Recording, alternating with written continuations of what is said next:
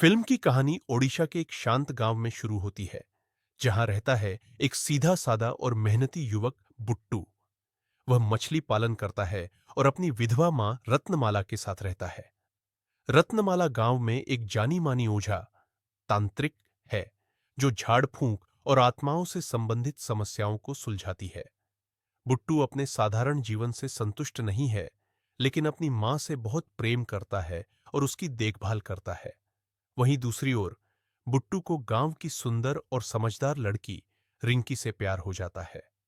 रिंकी गांव के homeopathic doctor की बेटी है। दोनों के बीच प्यार गहराता है, लेकिन बुट्टू के जीवन में अचानक एक भयानक मोड़ आता है। एक रात रिंकी से मिलने के बाद लौटते समय बुट्टू के ऊपर एक आत्मा का साया पड़ जाता है।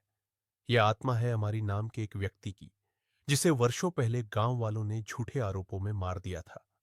हमारी निर्दोष था, लेकिन अंधविश्वास और गुस्से में आकर गांव वालों ने उसकी हत्या कर दी थी। अब उसकी आत्मा बदला लेने लौटी है। बुट्टू के व्यवहार में धीरे धीरे बदलाव आने लगता है। वह कभी रोता है, कभी गुस्सा करता है, कभी अलग आवाजों में बोलता है। गांव वाले डरने लगते हैं, लेकिन कोई समझ नहीं पाता कि असल में हो क्या रहा है। रत्नमाला, जो आत्माओं को पहचानने की काबिलियत रखती है, महसूस करती है कि उसका बेटा किसी आत्मा के कब्जे में है। रत्नमाला धीरे धीरे पूरे रहस्य का पता लगाती है। अमारी की आत्मा अपने साथ हुए अन्याय को दुनिया के सामने लाना चाहती है।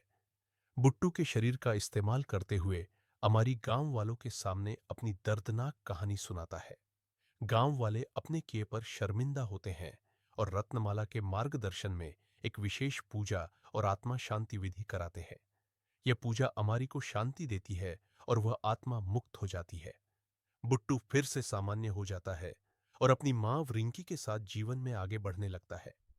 लेकिन जैसे ही सब कुछ सामान्य लगता है, कहानी के अंत में एक रहस्यमय संकेत दिया जाता है कि शायद किसी और आत्मा की एंट्री होने वाली है।